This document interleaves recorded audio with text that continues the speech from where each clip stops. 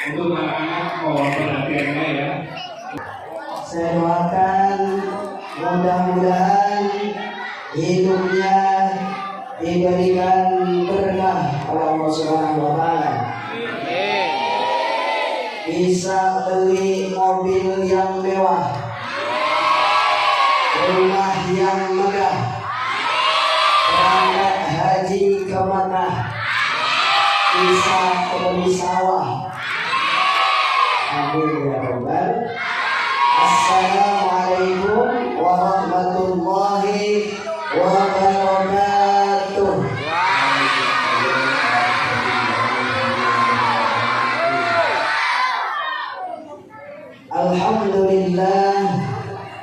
Alhamdulillahilladzi asra bi'abdihi laylan minal masjidil haram ilal masjidil aqsa. Wassalatu wassalamu ala sayyidina Muhammadin sallallahu alaihi. Wassalatu wassalamu ala sayyidina Muhammadin wa ala alihi wa ashabihi ahli sidqi wat tuqa amma ba'du.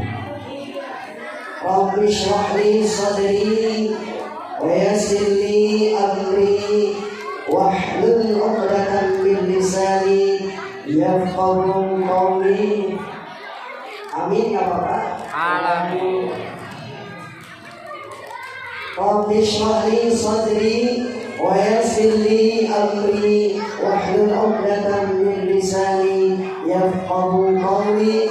Rabbi shrah li sadri wa yassir li amri wahlul 'uqdatam min lisani yafqahu qawli. Allahumma shalli ala sayyidina Muhammadin tibbil qulubi wa dawaiha wa 'afiyatil abdani wa shifaiha. Amin ya kencang saya doain buat ibu, buat bapak semua. Wa ala alihi wa sahbihi wa sallim. Amin ya rabbal. Udah dikasih snack belum sih?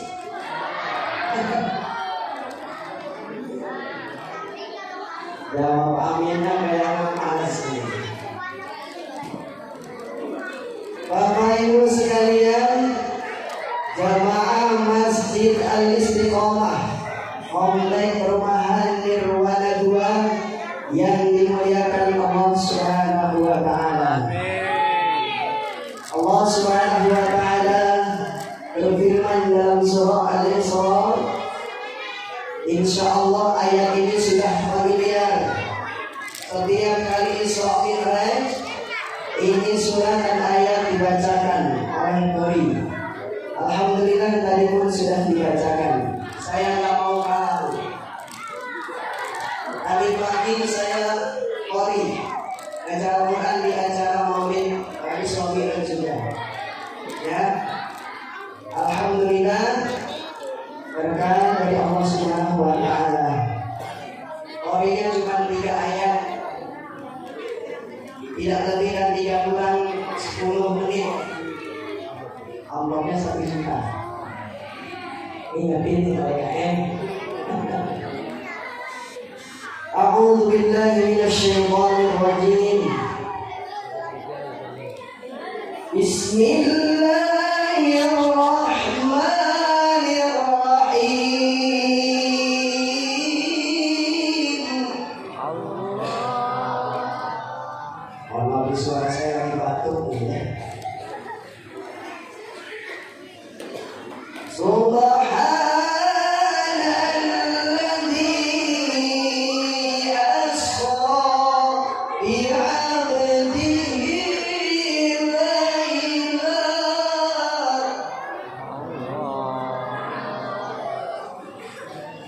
laylan minal masjidil haram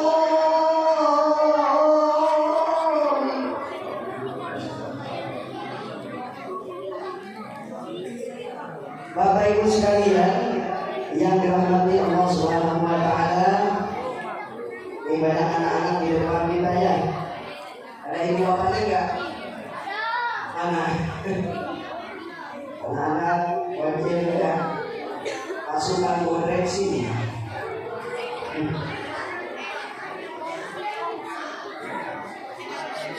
Yang kami muliakan dan kami hormati para alim ulama, para hujjaj, para guru sekalian, para asatidz wal asatidzah yang ada di komplek perumahan Nirwana 2. Semoga Allah muliakan para aparatur pemerintah dari mulai kepada desa. Alhamdulillah dari sudah hadir dan memberikan sambutannya. Para RW, para ketua RT dan semua yang hadir. Wabil khusus saya mau absen dulu sama yang hadir.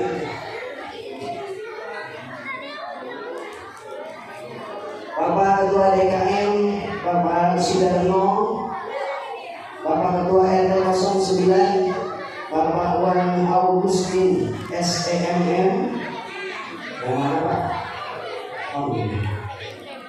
Bapak Kepala Desa Jakar, Bapak Muhammad Nur Zainuddin SE, Bapak RT 01, RW 09, Bapak Sugeng Mulyadi, Bapak Ketua RT 02, Bapak Cahri Suranto, Bapak Ketua RT 03, Bapak Supriyanto, Bapak Ketua RT 04, Bapak Aris Trihanto, Bapak Ketua RT 05, Bapak Wahyu, Ketua RT 06, Bapak Fauzi, Ketua Paguyuban F, Bapak Sarwito, Imam Masjid Al Istiqomah, Bapak Ustadz Nur Khairi, Bapak tokoh masyarakat Desa Jakar, Bapak Todin, Ketua Majelis Taklim Masjid Al Istiqomah, Ibu Is, yang mana Is? Alhamdulillah hadir, ya. Itu aja karena cuma kata-kata segini. Bapak Ibu sekalian yang dirahmati Allah Subhanahu wa taala, ini wajib bisa tidak ya? Mau dimulai ngajinya? Nanti yang diam, yang perhatikan nanti disuruh ke depan jawab soal ya. Nanti dikasih hadiah. Yang biru, oh yang biru apa? Karpet. Para hadirin jamilah rahmatullah, ini kelihatan ya? Oh, kelihatan enggak? Ya kelihatan gantengnya. Ya ada fotonya gede banget tadi. Ini suara jelas ya Pak? Jelas ya? Ya biar ngajinya nanti juga bisa dipahami. Alhamdulillah, puji syukur kepada Allah Subhanahu wa taala, malam hari ini kita bisa duduk bersama di majelis ilmu yang diberkahi dan dimuliakan Allah Subhanahu wa taala. Mudah-mudahan umurnya kita malam hari ini diberikan keberkahan oleh Allah Subhanahu wa taala dalam rangka malam peringatan Isra Mi'raj Nabi Muhammad SAW 1440 Hijriah. Temanya di sudah belakang. Melalui Isra Mi'raj Nabi Muhammad SAW, kita tingkatkan sholat berjamaah serta menjadi pribadi yang istiqomah. Untuk disiplin dan istiqomah. Acaranya sendiri ada di belakang. Bapak Ibu hadirin rahimakumullah, jamaah Masjid Al Istiqomah wabil khusus, Ibu Bapak semua percaya hari ini kita kumpul majelis ilmu ada syaitan. Percaya nggak Bu? Percaya ya? Setannya dipegang sama Ibu Bapak sekalian hari ini. Setan gepeng. Oke. Ya.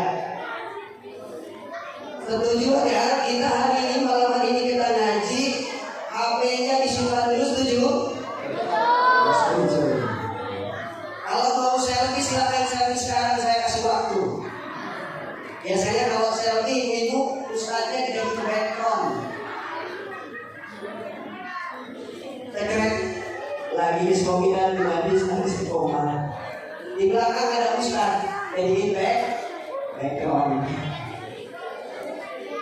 Baik, kita mulai ngaji ya. Siap ibu? Bu? Ibu? Siap ngaji?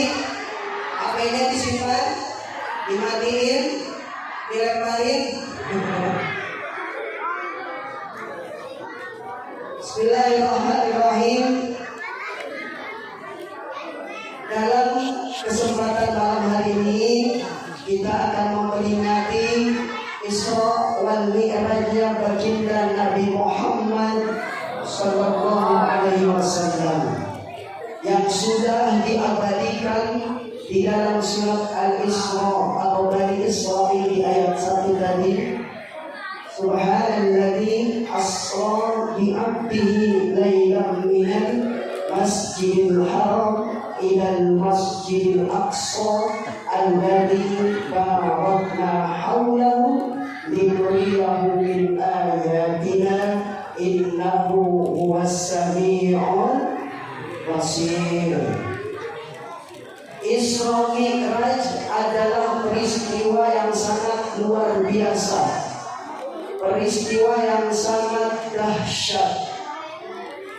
Terjadi cuma satu kali selama kehidupan di dunia ini.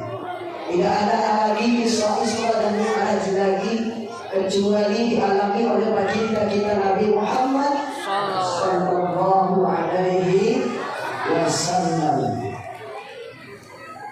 Dari Makkah sampai ke Madinah, Masjidil Aqsa, naik ke langit 1, 2, 3 sampai ke 7, ke Sidratul Muntaha, Rabbul Mustawa, bertemu dengan siapa? Dengan Allah Subhanahu wa taala. Ibu bapak yang dirahmati Allah Subhanahu wa taala,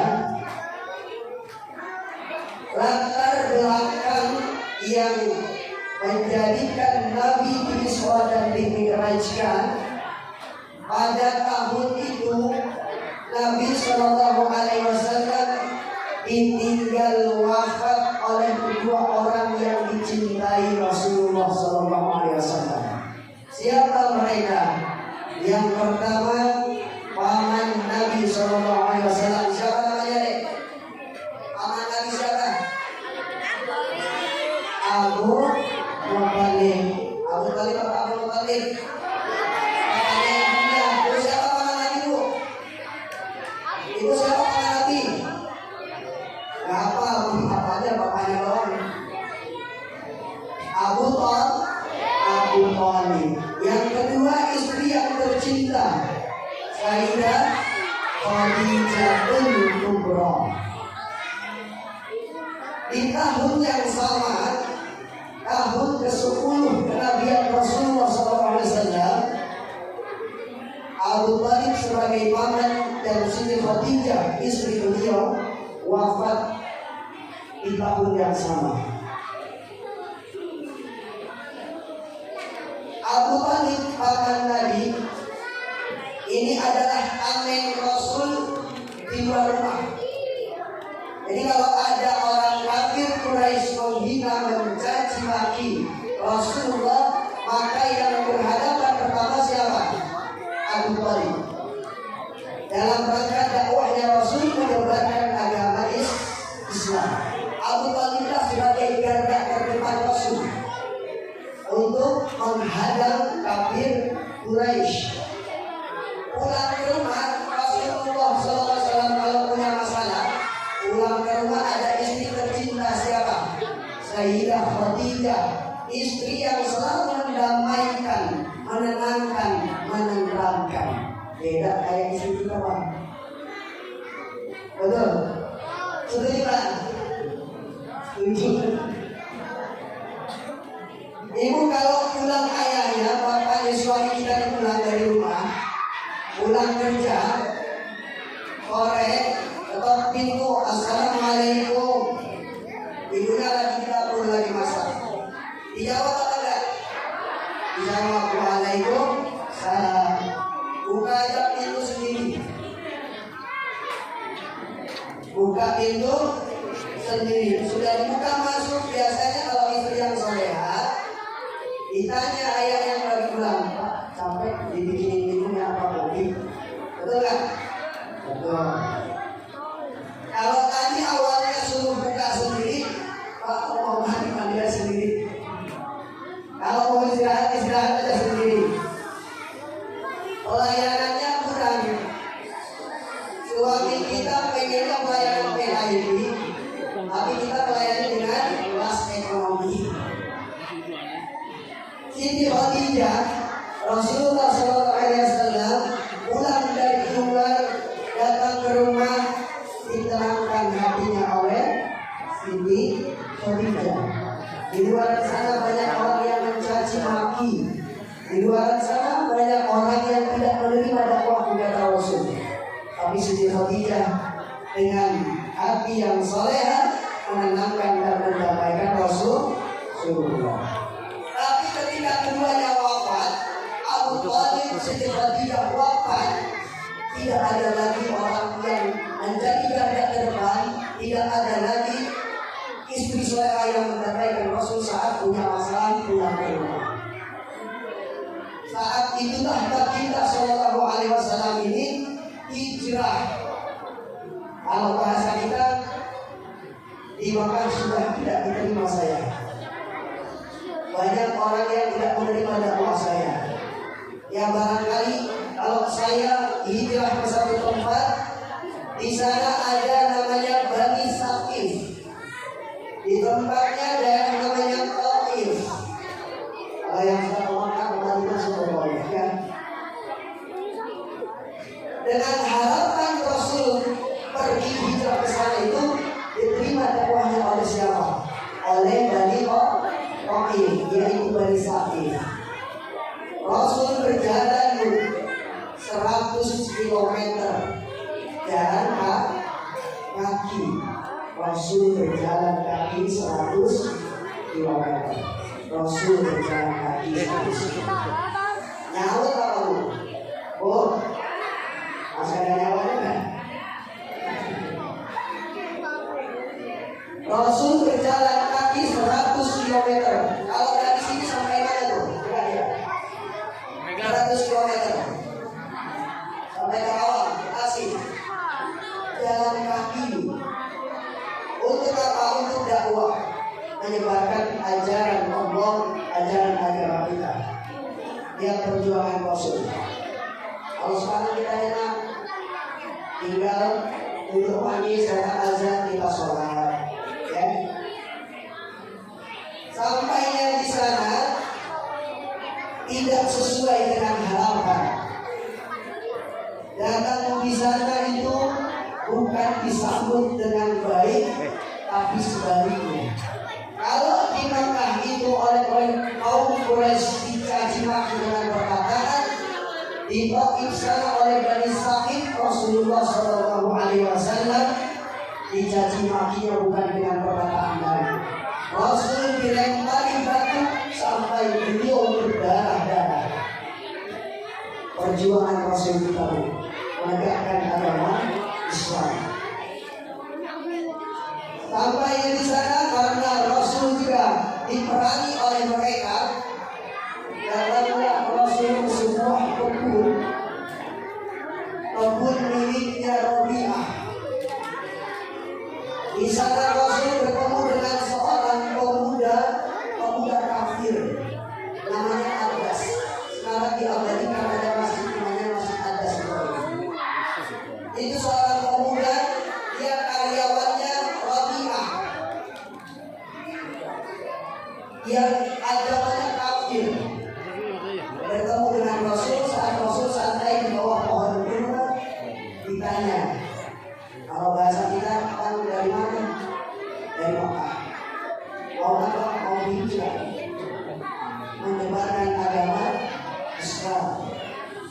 dikasih satu kurma oleh Adas ini Rasul. Ketika mau minum, ketika mau makan kurma, Rasul membaca basmalah. Bismillahirrahmanirrahim. Adas ini heran, nanya, bacaan apa yang kamu baca? Maka ini ajaran penting buat kita. Saat kita mau memakan sesuatu, maka minimal kita membaca Bismillahirrahmanirrahim. Saya contohin ya. Dari dulu. Sini aku udah ada kaki 3. Mengobati panas dalam, mengobati kantong kering.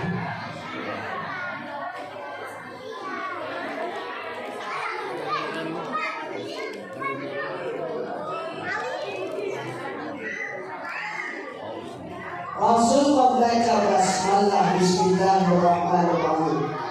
Heran ini ada mendengar ucapan yang aneh. Maka dijelaskan oleh Rasulullah SAW dalam ajaran Islam ketika mau melakukan sesuatu, makan, minum, membaca basmalah dengan izin dan hidayah dari Allah, ada masuk Islam. Hanya gara-gara Bismillah. Betul kan? Gara-gara Bismillah. Jadi awali sesuatu yang baik itu dengan membaca Bismillahirrahmanirrahim. Setelah Rasul makan kurma itu habis, ya dimakan oleh Rasulullah SAW. Ya anak-anak siapa sih ganggu?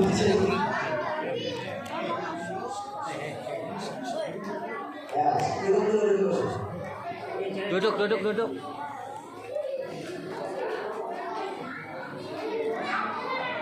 Jadi Rasulullah SAW setelah bertemu dengan Adas, lalu Rasulullah di situ berdoa kepada Allah Subhanahu Wa Taala. Bahasanya kalau kita biasakan, ya Allah, hendak mau kemana lagi beri nasibu.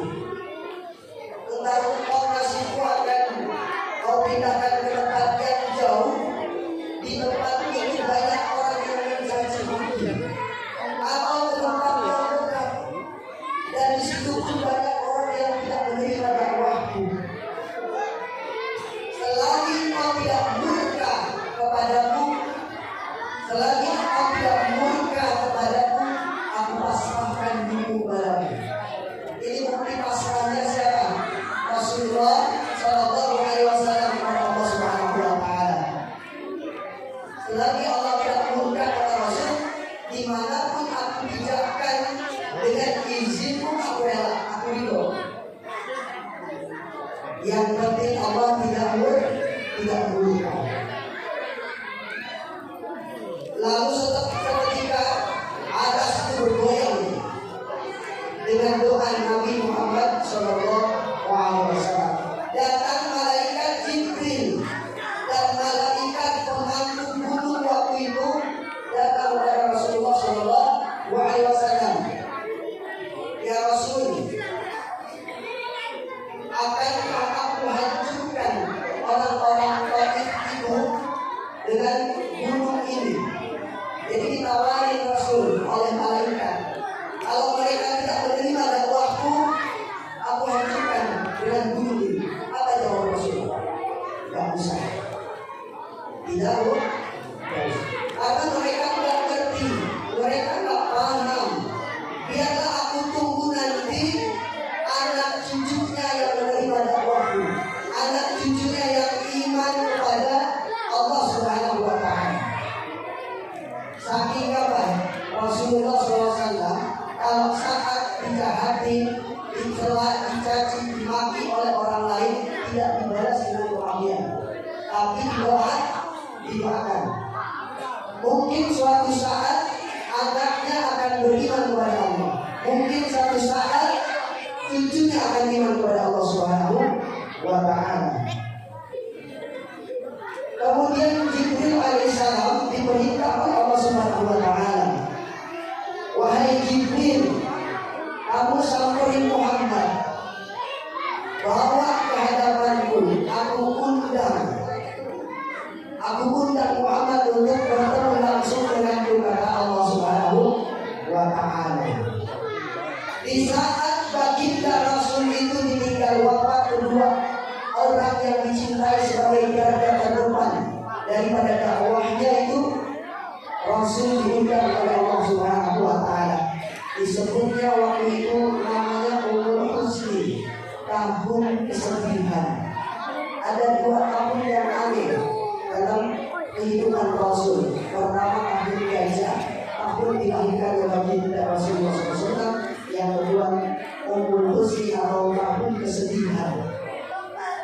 Rasul ditinggal wafat oleh kedua orang yang dicintai. Malaikat Jibril sudah tahu, instruksi dari Allah langsung. Jibril, kamu bawa kendaraan yang paling mewah, yang paling bagus, VIP, jemput Muhammad bawa ke hadapanku. Saat itu hewan yang digunakan untuk Rasul Isra Mi'raj namanya buraq. Buraq itu di atas timah, di bawah bikon, anak sapi. Dia warnanya putih, punya sayap. Sayapnya di paha. Kita kalau sudah pernah melihat, ada yang menggambarkan buraq itu punya sayap, tapi sayapnya di sini. Itu yang menggambarkan itu sayapnya di dada di sebelah sini, kemudian mukanya atau kepalanya ini kepala perempuan. Itu buraq. Tapi itu buraqnya kaum Quraisy. Kenapa digambarkan kepalanya perempuan? Kaum mereka menganggap bahwa Rasulullah SAW suka mempermainkan perempuan. Kalau ada gambarnya di masjid yang seperti ini dibakar. Tapi dua itu jangan sampai dibakar. Jadi sayapnya ini ada di paha. Buraq ini dia kalau melangkah seujung penglihatan. Kalau dia kelihatan dari sini ke bawah, itu langkahnya sampai sini. Dan Rasul selama naik buraq ini tidak pernah merasakan turun naik. Karena saat ada turunan, maka kaki yang depannya manjat. Saat ada tanjakan, kaki belakangnya manjat. Jadi selama perjalanan datar terus. Itu namanya buraq. Dijemput oleh Jibril menggunakan buraq. Wahai Nabi Sallallahu Alaihi Wasallam, aku diberitakan Allah untuk menjemputmu.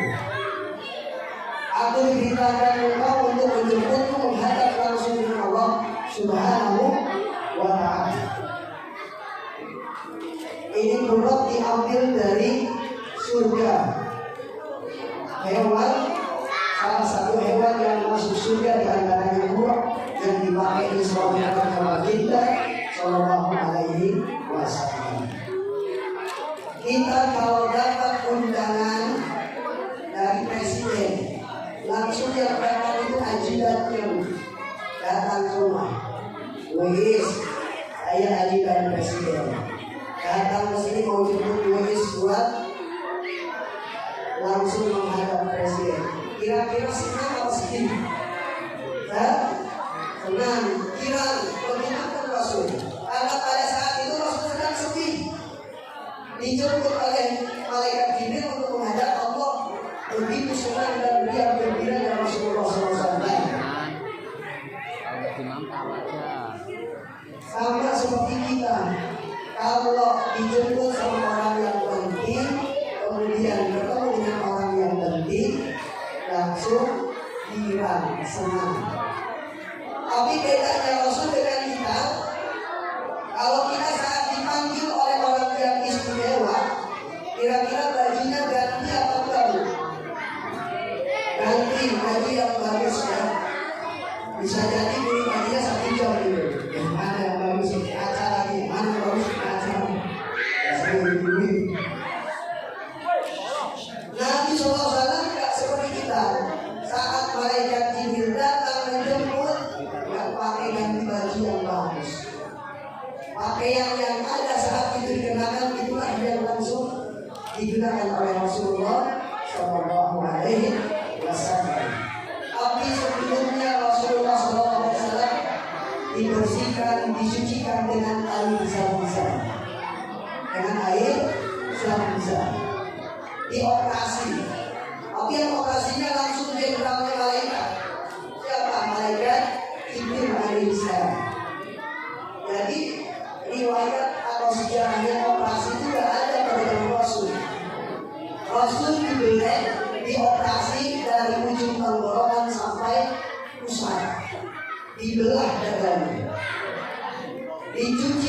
air Zam-Zam dibersihkan hatinya.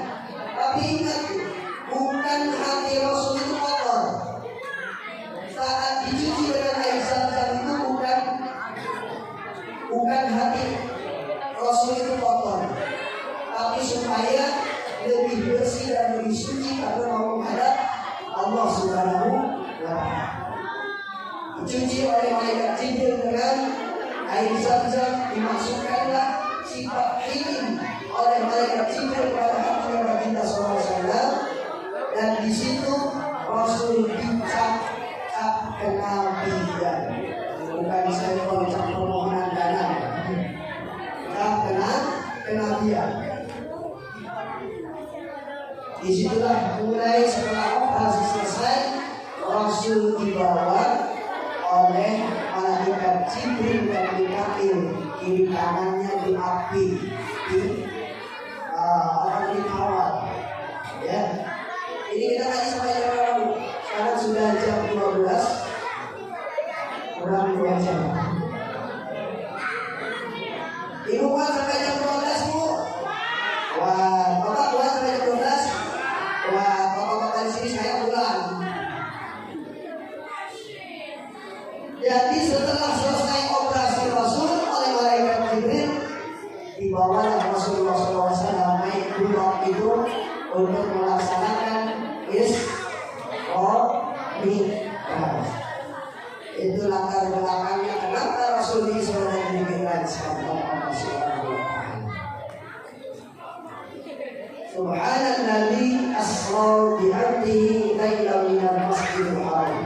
Dari Mekah Masjidil Haram, Rasulullah SAW berjalan dengan malaikat Jibril, malaikat Mikail, dikawal oleh dua malaikat ini menuju Sidratul Muntaha. Dari Mekah Rasul sampai ke tanah Thayyibah yang sekarang jadi Madinatul Munawwarah. Di situ Rasul salat 2 rakaat. Saya kalau ceritakan ini semua satu isi kitab ini dalam kitab Bainama. Ini sampai jam 12 selesai.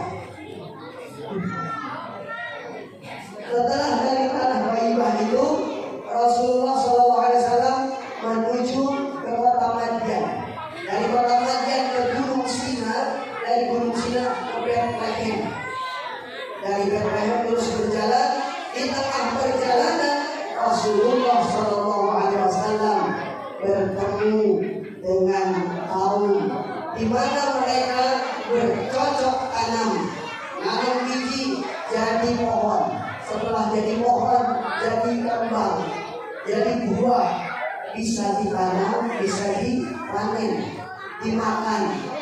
Habis diambil buahnya jadi lagi buah, dipanen lagi jadi lagi buah. Seterusnya seperti ini. Rasul bertanya pada malaikat Jibril, "Hai Jibril, siapa mereka?" Mereka adalah contoh dari kaummu yang rajin bersedekah. Kira-kira mau nggak seperti itu? Mau ya, tapi nggak cukup dengan mau, harus dibuktikan. Kalau bilang mau aja kan gampang, jadi dibuktikan. Jadi kaum itu mereka yang rajin bersedekah waktu hidup dia. Tadi sudah disampaikan Bapak TKM, masjid masih perlu karpet. Insya Allah mudah-mudahan cepat bisa kembali. Amin ya rabbal alamin. Insya Allah orang perumahan di mana kalau beli karpet seminggu habis. Insya Allah. Jadi bertemulah dengan kaum yang seperti tadi, orang-orang yang rajin bersedekah. Ibu bapak sekalian, orang yang rajin bersedekah itu tidak akan pernah rugi dan bangkrut. Sudah pernah belum ibu menemukan orang yang sedekah terus bangkrut? Sudah? Tidak ada. Karena sejatinya orang yang sedekah itu akan dilipat gandakan pahalanya sampai 700 syai'in yahlifu. Dan sesuatu yang diinfakkan di jalan Allah, Allah akan mengganti.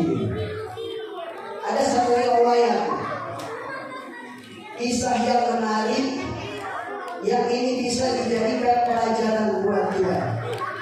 Kisah 4 orang di dalam kitab Durratun Nasim. 4 orang ini berselisih di depan pintu surga. Untuk apa? Untuk siapa yang duluan masuk ke surga. Kira-kira Bapak mau duluan ke surga? Ibu mau duluan ke surga? Mudah-mudahan termasuk salah satu dari riwayat yang diceritakan ini. Yang pertama, orang yang masuk surga duluan tanpa hisab, orang yang hajinya mabrur. Ditanya oleh malaikat Jibril, "Hai kamu, kenapa mau masuk duluan ke surga?" "Kan saya itu haji mabrur." "Dari siapa kamu tahu orang yang haji mabrur bisa masuk duluan ke surga?"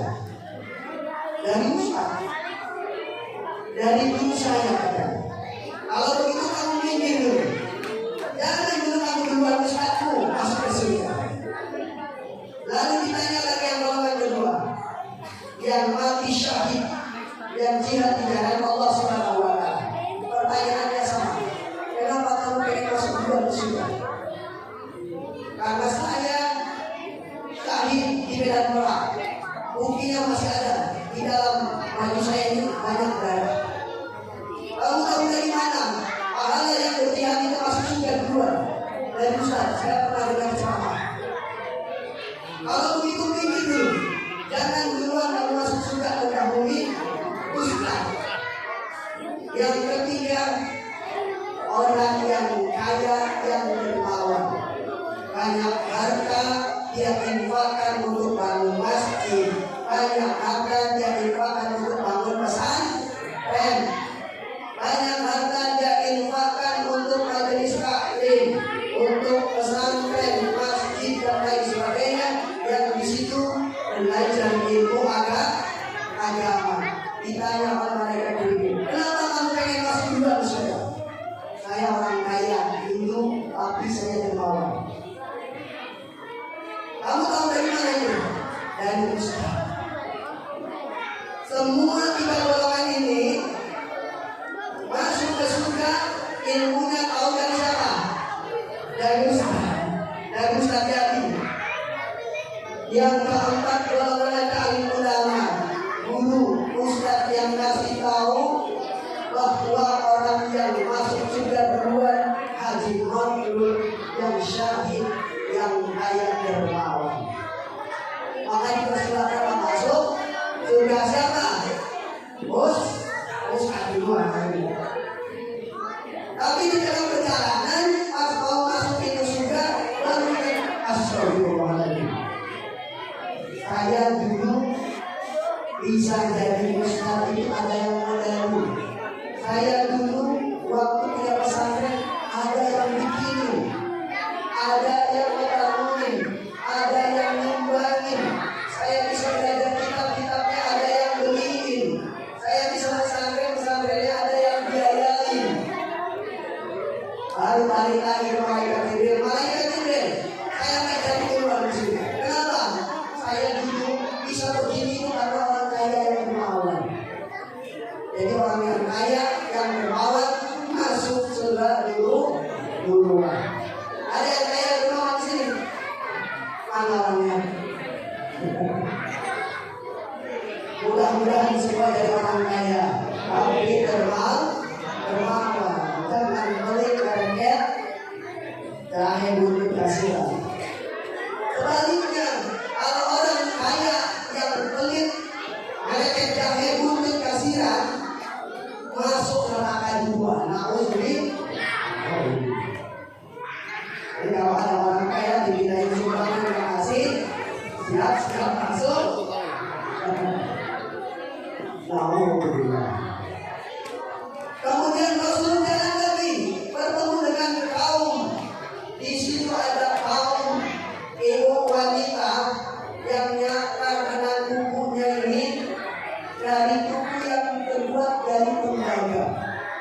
dia cakar-cakar mukanya, dia robek-robek dadanya.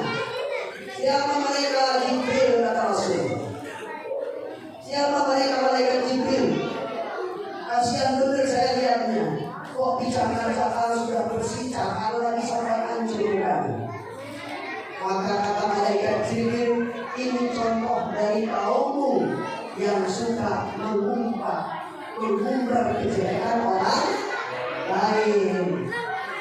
Siapa yang suka begini? Ya, Ustaz, bagaimana itu kejelekannya itu benar? Kalau benar jadi gibah, kalau saya jadi fitnah, di akhirat sana nanti dia cakar-cakar mukanya, dia cakar-cakar perut dadanya, kukunya yang dari tembaga. Tahu? Kalau lagi begini biasanya gimana naik? Goyang-goyang. Oh, imam kita kalau di sini lagi naik atau turun? Naik, karena lagi dengerin ceramah. Kalau saya cerita yang melakukan,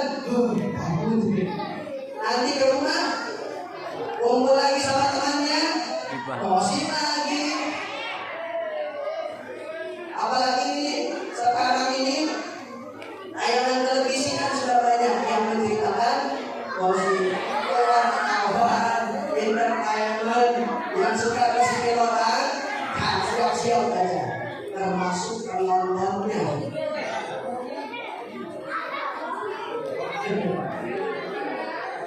Hati-hati ya. Kemudian jalan lagi Rasulullah SAW bertemu pencium bau harum yang sangat luar biasa, pencium wangi-wangian yang sangat luar biasa. Rasul bertanya pada malaikat Jibril, "Wahai Jibril, ini harum bau apa ini?" Harum sekali, bukan harumnya gosok ya. Ini bau apa? Dijawab sama malaikat Jibril, ini wanginya Siti Masiko. Siapa Siti Masiko? Ada Siti Masiko namanya sini? Ada nggak? Oh, kalau kasih nama anaknya yang baik-baik, yang bagus-bagus dia jadi doa. Siti Masiko ini ahli surga ibu. Kalau punya anak perempuan namanya Siti Masiko, insya Allah hidup di surga. Amin ya rabbal alamin. Aduh, ibu, saya belum punya anak perempuan, nanti gimana sama suami bikin lagi. Harumnya Siti Masiko. Kenapa Siti Masiko bisa harum di surga? Riwayat menceritakan bahwa Siti Masiko ini adalah babunya tukang nyisirin anaknya Fir'aun. Tukang nyisirin anak Fir'aun. Saking kayanya Fir'aun yang nyisirin aja beda, yang nyewokin beda, yang nyisirin ini tukang nyisirin anak Fir'aun. Satu ketika ini sisirnya jatuh, jatuh dan dia mengucapkan Bismillahirrahmanirrahim Fir'aun dengan menyebut Allah Subhanahu wa ta'ala, nama Allah Subhanahu wa ta'ala, binalah Fir'aun. Begitu dia ucapkan, anaknya berdiri. Apa yang diucapkan? Dia bertanya sama Fir'aun, sama Siti Masiko, memang ada Tuhan selain Bapakku? Kata Siti Masiko, ada. Tuhanmu dan Tuhanku Allah Subhanahu wa ta'ala. Ya, kalau bahasa anak kita nanti saya bilangin sama bapak. Kamu ngomong itu saya bilangin bapak. Benar, dibilangin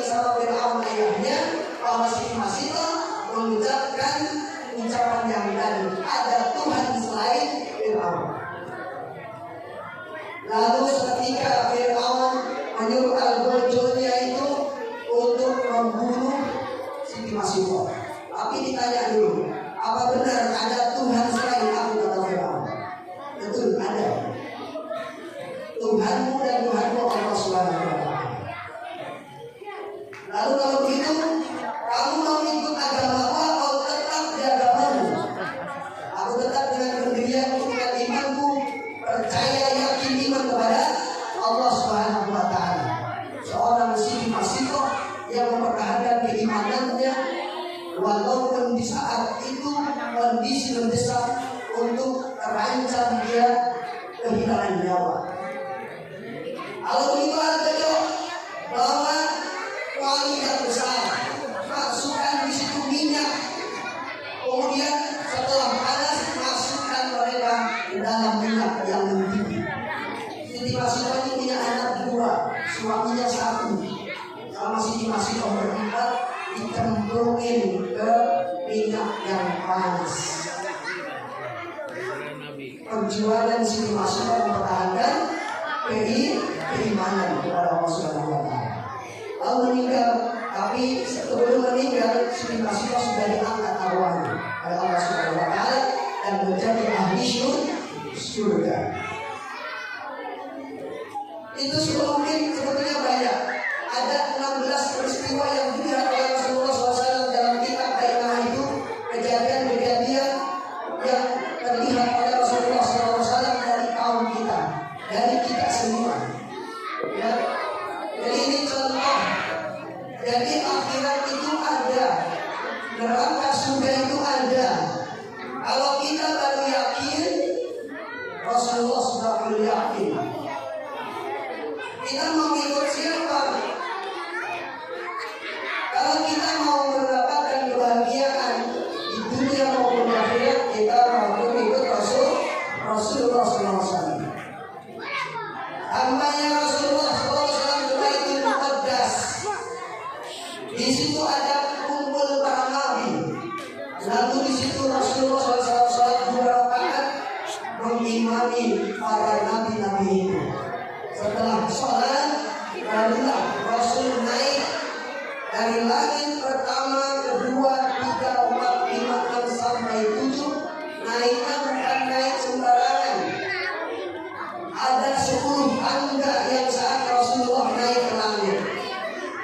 Tangga pertama, ini kalau tangganya yang dijadikan suami itu Rasul itu, dia bukan kitanya yang jalan, bukan Rasulnya yang jalan, tapi tangganya yang jalan. Kalau sekarang kayak lift. Lift pertama, Rasulullah SAW masuk ke pintu langit pertama, bertemu dengan Nabi Adam alaihi salam. Nabi Adam adalah Nabi yang pertama yang punya kesalahan dosa cuma satu, dikeluarkan dari surga. Kita punya salah berapa? Banyak. Kita mau masuk. Nabi Adam kesalahannya satu, makan buah kundi, dikeluarkan oleh Allah Subhanahu wa Ta'ala dari surga. Selesai ketemu dengan Nabi Adam, naik lagi tangga kedua, ketuk pintu untuk masuk ke langit kedua, bertemu dengan Nabi Isa dan Nabi Zakaria.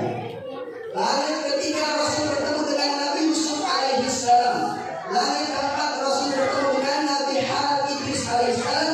Dan langit kelima Rasul bertemu dengan Nabi Harun alaihi salam. Yang keenam Nabi Musa, ketujuh Nabi Ibrahim alaihi salam. Ini Rasul bertemu dengan para nabi tadi dari mulai langit pertama, kedua sampai ketujuh. Nabi Yusuf alaihissalam, Nabi paling ganteng, paling gagah. Nabi Isa alaihissalam, Nabi yang paling miskin. Nabi Idris, Nabi yang pernah mati 2 kali. Nabi Harun alaihissalam, Nabi Musa, Nabi Ibrahim. Nabi Ibrahim adalah Nabi yang waktu dibakar merasa kedinginan di dalam api. Di dalam Al-Quran ada dia ayat yang waktu itu Nabi Ibrahim alaihissalam masuk ke dalam api, apinya menjadi dingin dengan izin Allah Subhanahu wa Ta'ala.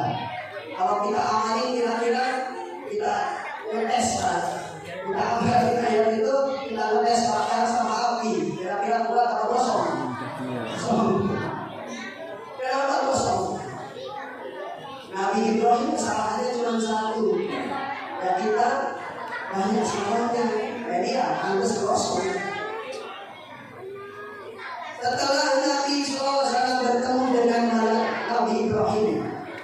langit ketujuh Rasulullah SAW naik kemana? Sidratul Muntaha. Ya. Di situ Rasulullah SAW kemudian ke Lauhul Mahfuz. Di sana menemukan seorang laki-laki yang duduk di bawah pohon yang wanginya luar biasa. Ditanyalah kepada malaikat Jibril alaihissalam, pemuda itu siapa? Orang itu siapa? Wanginya sangat luar biasa. Dijawab oleh malaikat Jibril, kalau itu adalah orang yang senantiasa sholat berjamaah di masjid. Orang yang sholat berjamaah di masjid mendapatkan kemuliaan dari Allah Subhanahu wa Ta'ala. Salah satunya dia bercahaya, dia mendapatkan wangian yang luar biasa, sampai kecium oleh Rasulullah Sallallahu Alaihi Wasallam. Ibu, masih ada bu?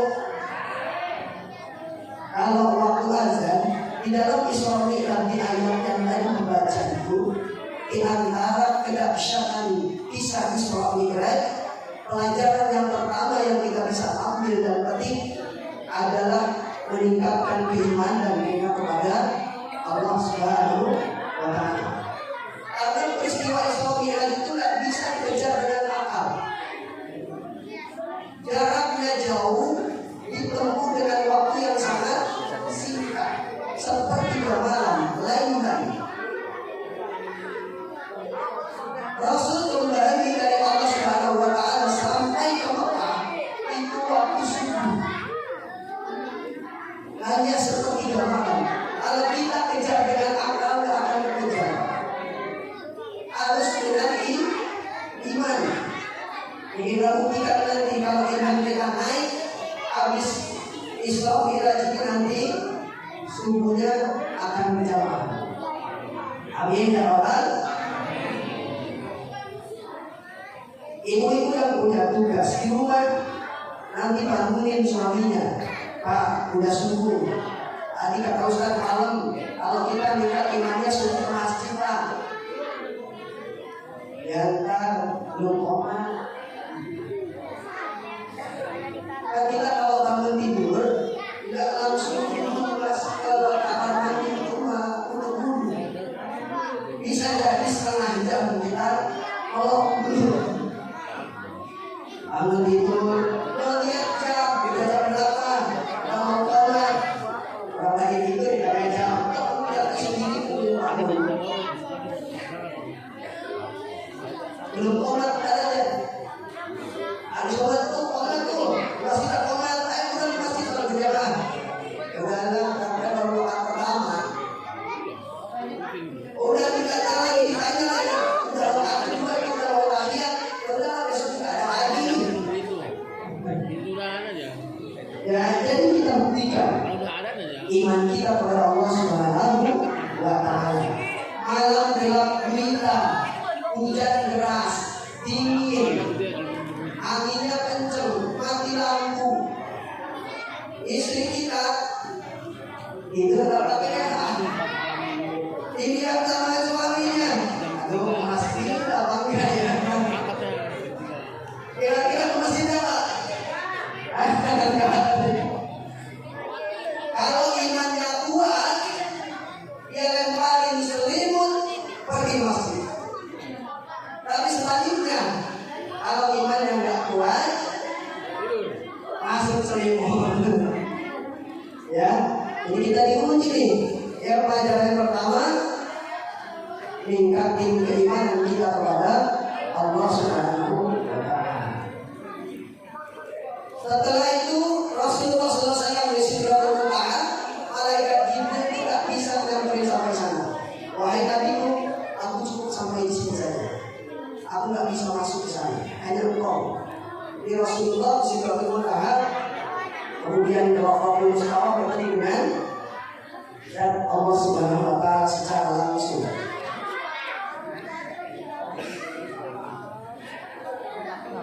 Apa kata Allah Subhanahu wa Ta'ala? Assalamu alaikum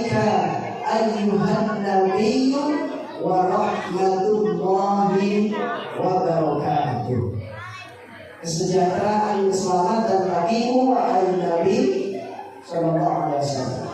Nabi diberikan salam oleh Allah Subhanahu Wa Taala yang biasa kita baca di dalam At-Tahiyyah. Assalamu alayka ayyuhan nabiyyu wa rahmatullahi wa barakatuh. Dijawab oleh Nabi, Assalamu alayna wa ala ibadillahi sholihin.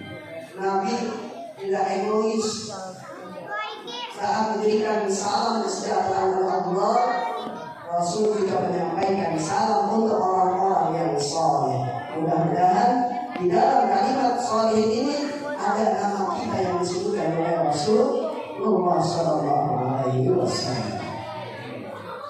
Setelah itu pulang Nabi SAW setelah menerima tugas dari Allah, sholat 50 waktu. Tugas pertama yang diberikan Allah kepada Nabi, kepada kita untuk kita umatnya 50 waktu, Pak. Bayangin kalau 50 waktu, kira-kira ada nggak untuk jalan-jalan? Nggak ada. Baru sholat selesai, baru 2 menit azan lagi. Baru selesai sholat 2 menit azan lagi. Nggak ada yang kerja, nggak ada yang ngajar, nggak ada yang dagang, yang nggak bertani. Semuanya ada. Kerjaannya sholat. Ketemu di mana? Ketemu dengan Nabi Musa di langit ke-6. Ditanya oleh Nabi Musa, Muhammad, kamu dapat apa dari Allah? Dapat sholat, tugas yang harus saya kerjakan sama umat berapa? 50 waktu. Jangan 50 waktu, itu berat bagi umatku. Sana balik lagi, minta keringanan kepada Allah. Balik lagi Nabi kepada Allah, minta keringanan. Diturunin 5 dari berapa? 45. Habis itu ketemu lagi Nabi Musa di langit ke-6. Ditanya lagi berapa lagi? 45. Masih berat. Umatku gede-gede, umat Nabi Musa besar-besar. Makanya minumnya susu, makanya mati. Umatku makanya tahu gak kuat lagi 45 waktu. Balik lagi. Diturunin 5 lagi, tinggal berapa? 4. Pulang balik sampai akhirnya tersisa 5 waktu. Setelah 5 waktu ini terakhir masih ditanya Nabi Musa, berapa lagi? 5 lagi. Udah balik lagi. Emangnya bukan apa yang saya harus balik lagi? Ini udah 5, kalau di langit 5 habis. Dia tak berapa, gak apa-apa. 5 waktu saya bawa. Ada siapa? Ada baginda Rasulullah SAW.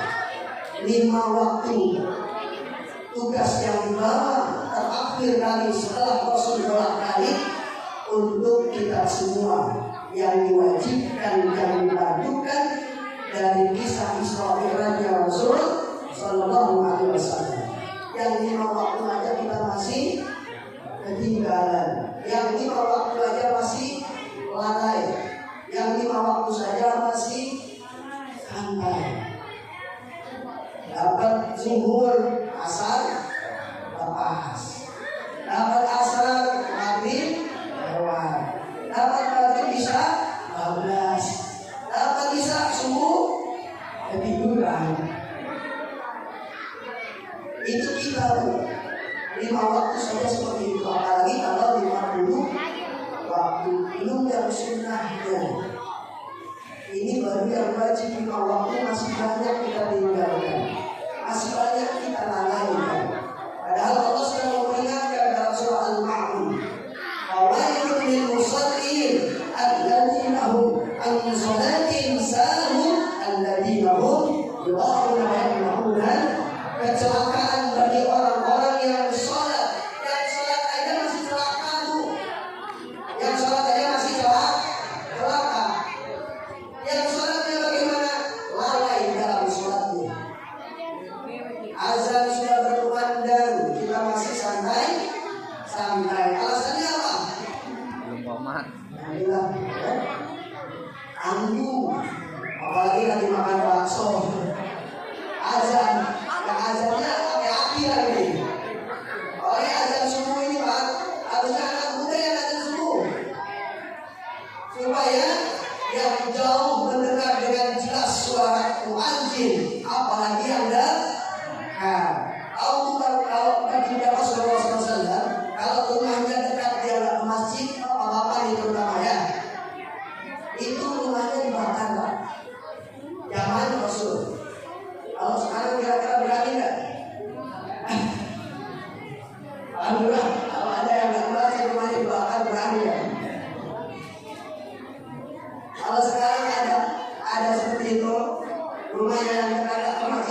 angin.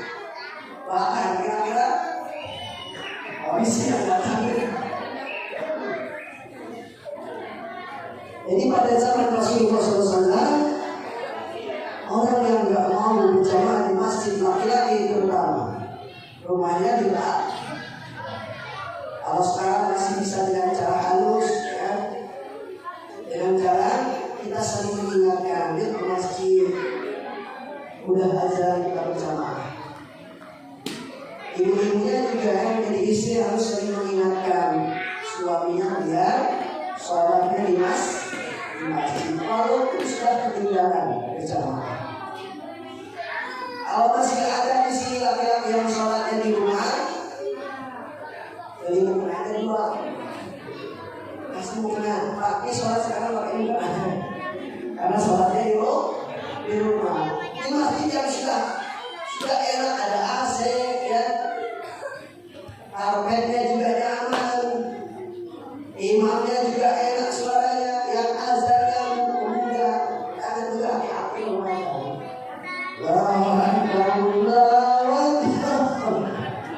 Batuk kan ada. Kalau laki-laki yang azan, yang ada tinjunya jadi makin tinggi. Jadi siapkan generasi muazzin yang muda, kayak siapa di zaman Rasul, Bilal bin Rabah. Azannya luar biasa, tanpa ada mic dulu.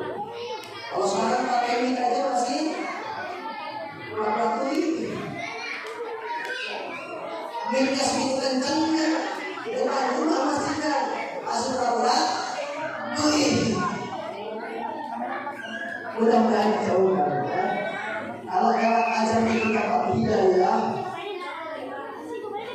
DKM yang nyiapin sound, speaker, ya, pengeras suara untuk memanggil orang-orang yang azan. Ini ada pahalanya, Pak. Apalagi sekarang zaman canggih, lewat WA, ada grup, canggih ya, ada grup sekarang. Apa-apa ada grupnya. DKM ada grupnya, ini sekali ada grupnya. Grup itu makin banyak, akhirnya HP-nya error. Diikutin. Makanya sebagai penguasa, baik itu DKM, RT, RW, kepala desa, itu harus sinkron, harus kerjasama, harus kerjasama menggerakkan jemaah ini supaya rajin ke masjid salat berjamaah, terutama kaum bapak-bapak. Salat berjamaah 27 derajat pahalanya. Itu enaknya sholat berjamaah. Kalaupun kita salah bacaannya jadi makmum, baca surat Fatihahnya ada yang salah. Kesalahan kita sudah ditanggung sama imam. Makanya ini juga perlu untuk memilih imam itu tidak sembarangan. Ada kriteria yang layak menjadi imam, bacaannya, usianya, dia tinggal lama di daerah itu atau di komplek itu. Kalau ada yang bacaannya lebih fasih, itu diutamakan.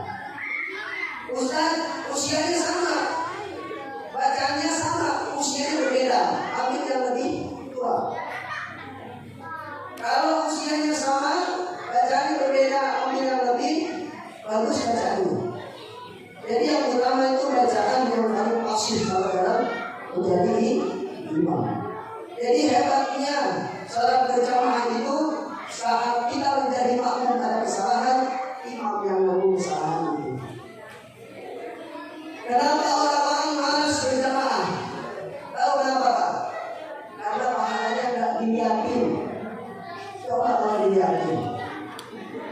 Kalau hari ini, malam ini diumumin sama DKM, bapak-bapak semua, nanti subuh kita salat berjamaah. Yang salat berjamaah nanti akan dapat minyak 5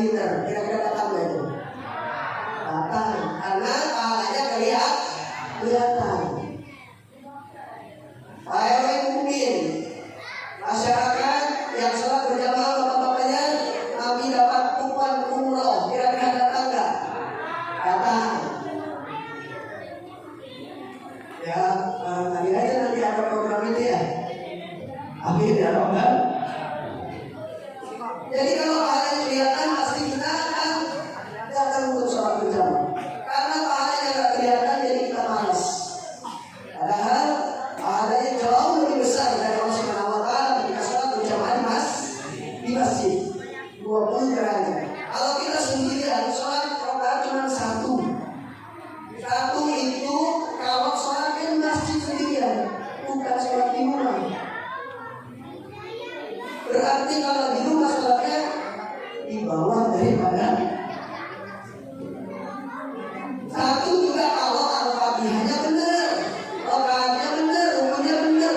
Kalau salah, kira-kira sholat kita diterima apa enggak? Wallahu a'lam. Jadi itu pentingnya berjamaah, ternyata luar biasa dahsyatnya pahala dari Allah Subhanahu wa Ta'ala. Kalau kita gerakkan lagi sholat berjamaah di masjid ini, kita jaga istiqomah kita, sholat sedikit demi sedikit. Insya Allah lama-lama kalau sudah terbiasa, gak enak sholat imam di rumah kalau sudah terbiasa di masjid. Itu pentingnya berjamaah. Ibu bapak sekalian, ibu sudah sholat tuh, ibu kalian ngantuk ini. Minum bu, ada kopi gak itu? Ada kopi. Rukun sholat berapa bu? Ibu yang sudah sendiri rukun sholat berapa? Hah? 5. Ini sudah sholatnya ini. Rukun sholat berapa? Sholat berapa? Rukun sholat? Dengan siapa? 4 katanya. Rukun sholat berapa bu? 17. Dalam kitab Saminah 14. Dalam kitab Al-Mu'in ada 14. Ada 17. Kalau yang 14 itu ada yang disatukan. Kalau yang 17 dipecah. Ada yang dipecah. 17. Ada berapa rukun di situ yang 17? Ada bagi berapa rukun? Sudah sholat itu? Oh, sudah sholat enggak? Ada berapa rukun? Ada 3. Rukun qalbi, rukun qauli, rukun fikri. Ada yang dalam hatinya, kemudian ada yang diucapkan seperti bacaan surah Al-Fatihah, ada yang rukun fikri, rukun sujud itu akan rukun fikri namanya. Ya, ini sholat kita jangan-jangan nggak pernah tahu itu rukunnya berapa, pembatarannya berapa. Kira-kira sholat ini terima nggak itu? Makanya penting itu penting haji bu. TKI sudah menyediakan fasilitas pengajian malam Senin, mingguan ada yang tafsir, ada tafsir, kita memahami bacaan Al-Quran sama pemahaman maknanya, ada fikih, ada sejarah, ada yang lainnya. Makanya hadir. Kalau diri merasa bodoh dalam agama, hadir di pengajian, insya Allah dipahamkan oleh Allah Subhanahu wa Ta'ala. Barang siapa yang diinginkan oleh Allah Subhanahu wa Ta'ala itu kebaikan, maka Allah akan berikan kepahaman tentang ilmu agama. Jadi oleh-oleh pertama tadi Islam itu menguatkan iman kita kepada siapa? Allah Subhanahu wa Ta'ala. Kedua, tugas yang diberikan oleh Allah kepada Rasul untuk umatnya, sholat 5 waktu. Untuk bapak-bapak sunnah. Ini sunnahnya hampir wajib Bapak. Sholat berjamaah. Karena sholat berjamaah hukumnya apa? Hukumnya wajib. Hukumnya sholat berjamaah hukumnya. Kalau satu orang, kalau di masjid ini ada yang berjamaah walaupun 2 orang, dosa seluruh perumahan ini maka akan ditanggung diwakili oleh yang berjamaah. Tapi kalau nggak ada berjamaah, semuanya dosa. Itu hebatnya berjamaah.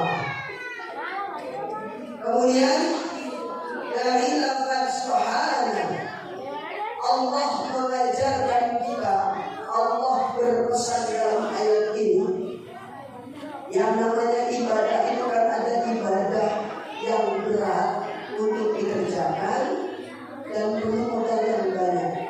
Apa contohnya? Bangun masjid, bangun musola, majelis taklim, itu harus punya modal yang banyak dan berat untuk dilaksanakan. Ada lagi ibadah itu yang berat dilaksanakan tapi tidak perlu modal. Contohnya apa? Puasa. Puasa nahan lapar dan haus. Tidak hanya itu, kita lakukan hawa nafsu satu hari penuh. Satu hari dari mulai terbit fajar sampai maghrib itu berat dilaksanakan tapi tidak perlu modal. Ada lagi yang ketiga, tidak butuh modal dan ringan untuk dikerjakan. Seperti apa? Kita mengucapkan kalimat-kalimat thayyibah, kalimat-kalimat yang baik. Saat kita melihat sesuatu yang menakjubkan, subhanallah, bukan buset, subhanallah. Atau anak sekarang yang viral hanjai,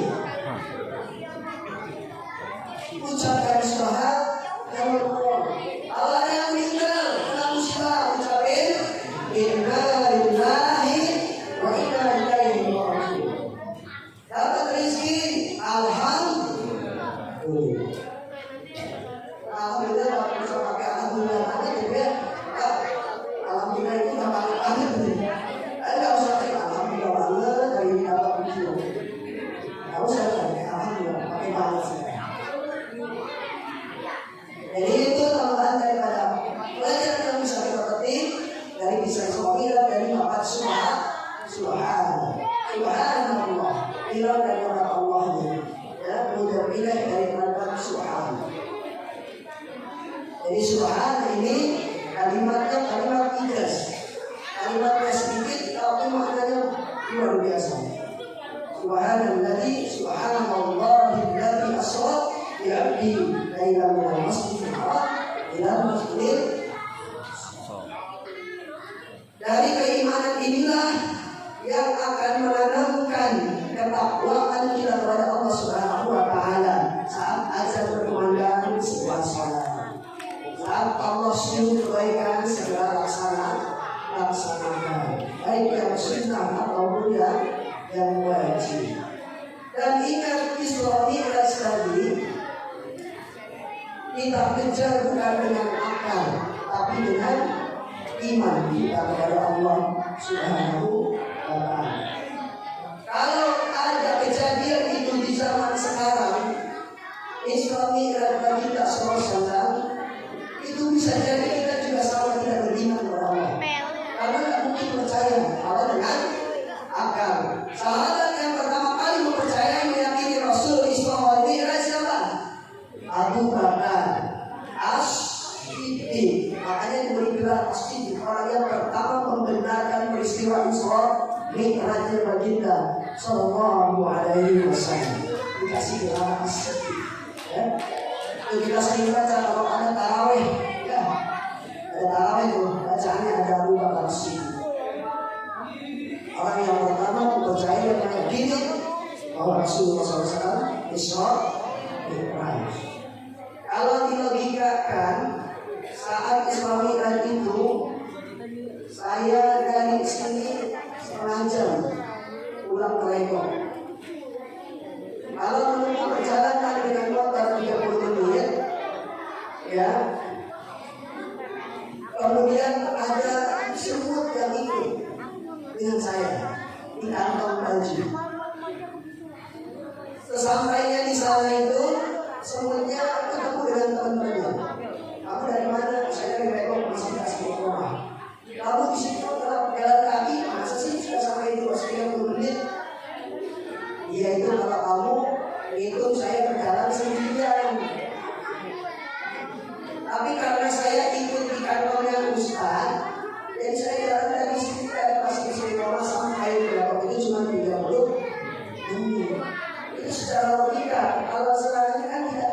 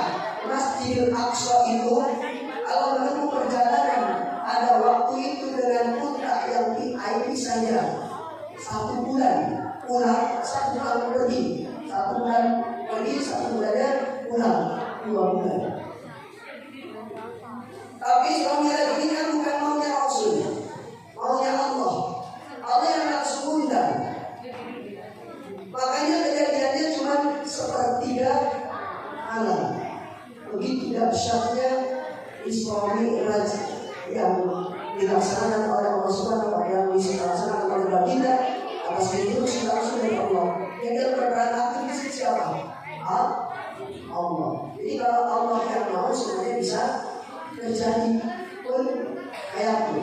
Allah mau bisa jadi. Nabi ada ayat itu belum? Nggak ada, betul. Kalau maunya Allah jadi Nabi Adam.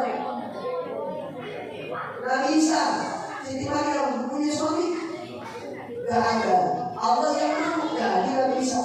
Sekarang tidak ada perbuatan yang mau kayak Siti Maryam. Anaknya lahir tidak ada apa?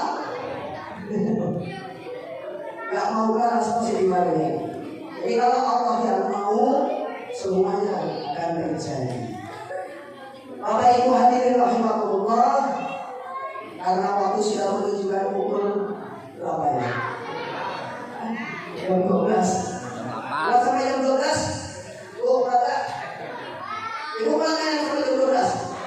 Saya nggak pulang, saya mau pulang. Ya, jadi oleh-oleh dari sholat Idul ini, malam hari ini, mari kita tingkatkan lagi sholat berjamaah baik kaum bapak-bapak yang belum sempat ke masjid untuk berjamaah, minta sama Allah Subhanahu Wa Taala. Ya Allah, tadi dari ini jauh, mudah-mudahan besok subuh saya bisa masjid. Besoknya lagi subuhnya bisa ke masjid. Asal kami bisa imam waktu berikan saya kekuatan untuk bisa melangkah sholat ke masjid. Kalau udah diwawahi kayak begini gak ke masjid juga, wah nanti mudah-mudahan tidak ya hasilnya. Ya. Kalau sudah terbiasa, insya Allah istiqomah. Ini masih nama istiqomah nih, ya. Insya Allah ibadah yang istiqomah. Sebutan sesuatu menjadi doa. Kalau kita nyebutin nama kita dengan sebutan nama yang baik, insya Allah itu menjadi doa. Mudah-mudahan kita berdoa kepada Allah Subhanahu Wa Taala, masjid yang kita bangun ini bisa menjadi sarana ibadah yang terbaik buat kita semua. Warga yang ada di sekitaran sini mudah-mudahan istiqomah dalam sholat berjamaah untuk kaum bapak-bapak. Amin ya rabbal alamin. Ibu-ibunya mau masjid silakan, nggak ada larangan. Tapi baiknya kalau mau sholat, kenapa? Takut terjadi fitnah, diculik nanti. Kayak ini kan bahaya, kecuali kalau yang masjidnya begini. Ya, sekarang kan masih banyak penculikannya, terutama anak-anak. Ini sudah bilang katanya aki-aki, karena banyak penculikan aki-aki diambil atau uang. Ya, itu aja mungkin yang bisa saya sampaikan. Terakhir mohon doa restu dari semuanya. Saya mau oleh bukan apa-apa, Allah saya doakan oleh ibu semua dan bapak-bapak sekalian. Saya berniat di sana untuk membangun majelis ta'lim dan asrama putra yang sekarang yang ada yang Bogor di keluarga kami itu santri perempuan. Majelis ta'lim atasnya asrama, tidak banyak santrinya, kecil-kecilan tapi mudah-mudahan bermanfaat dan berkah. Ya, jadi saya mohon doa dari dan untuk pembangunan di tahap berikutnya untuk majelis taklim dan asrama putra. Nanti bisa dibantu ya, bagikan mudah-mudahan berapapun besarnya yang ini Bapak sedekahkan, infakkan, insya Allah itu akan mengalir menjadi amal jariyah. Ila matabu Adam inqata'a amalu illa min salasi. Barang siapa anak cucu Adam yang meninggal, akan terputus semua aktivitas amaliyahnya di dunia kecuali 3. Sedekah jariyah. Disebutkan yang pertama sedekah jariyah, sedekah yang mengalir. Barangnya dipakai, barangnya dimanfaatkan untuk kepentingan umat. Makanya nanti ini juga pesan untuk DKM. Kalau ada orang yang minta karpet, karpetnya jangan disimpan, pakai supaya mengalir. Nanti kalau tidak ini dipakai, pahalanya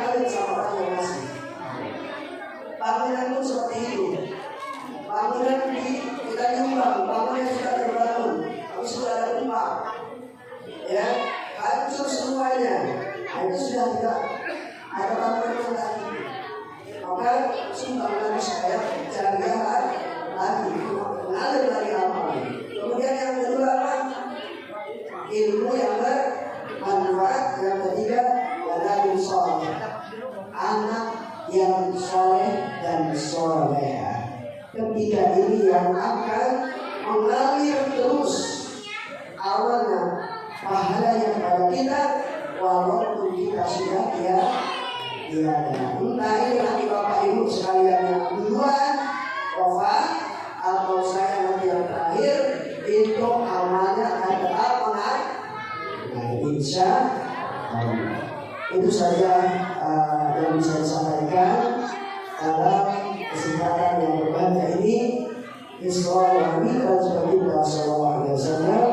Mudah-mudahan Allah Subhanahu wa taala memberikan iman yang kuat kepada kita, istiqomah dalam ibadah, istiqomah dalam kebaikan. Amin ya rabbal alamin. Kurang lebihnya mohon maaf lahir batin karena jamaahnya juga sudah mulai tidak ada. Maka saya pamit undur diri. Wallahul muwaffiq ila aqwamit thariq. Assalamualaikum warahmatullahi wabarakatuh. Untuk menutup kegiatan kita peringatan Isra ini, mudah-mudahan doa kita dikabulkan Allah Subhanahu wa taala.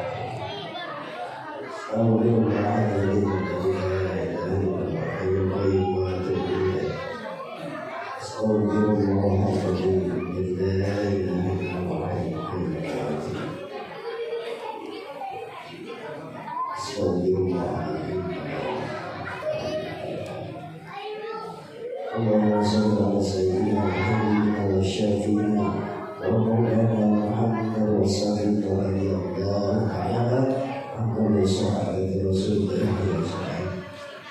الحمد لله رب العالمين الشاكرين على النعم حمدا يعافينا عما يكافئ مزيده. يا ربنا لك الحمد كما ينبغي لجلال وجهك الكريم وعظيم سلطانك. اللهم صل على سيدنا محمد طب القلوب ودوائها وعافية الأبدان وشفائها ونور الأبصار وضيائها وعلى آله وصحبه وسلم. اللهم اغفر لنا ذنوبنا ولوالدينا وارحمهم كما ربونا صغارا ولجميع المسلمين والمسلمات والمؤمنين والمؤمنات الأحياء والأموات وتابع بيننا وبينهم بالخيرات. رب اغفر وارحم وأنت خير الراحمين. ولا حول ولا قوة إلا بالله العلي العظيم. اللهم أخرجنا من ظلمات الوهم وأكرمنا بنور الفهم وافتح لنا أبواب العلم وزينا بالأخلاق الحسنة. اللهم نور قلوبنا بنور هدايتك كما نورت الأرض بنور شمسك أبدا برحمتك يا أرحم الراحمين. اللهم بارك لنا في رجب وشعبان وبلغنا رمضان. ربنا آتنا في الدنيا حسنة وفي الآخرة حسنة وقنا عذاب النار. وصلى الله على سيدنا محمد وعلى آله وصحبه أجمعين. سبحان ربك رب العزة عما يصفون وسلام على المرسلين والحمد لله رب العالمين. الفاتحة. أعوذ بالله من الشيطان الرجيم. بسم الله الرحمن الرحيم. الرحمن الرحيم. إياك نعبد وإياك نستعين. صراط الذين أنعمت عليهم